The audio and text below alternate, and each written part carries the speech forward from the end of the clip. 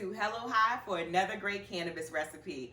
And it is officially fall, so that means that it's comfort food season and almost Thanksgiving, which means I cannot wait to eat my mac and cheese.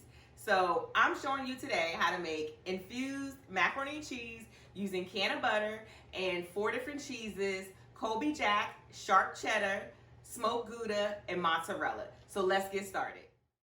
The other ingredients you need are heavy cream, eggs, elbow macaroni, Canna butter, onion powder, garlic powder, paprika, and salt and pepper.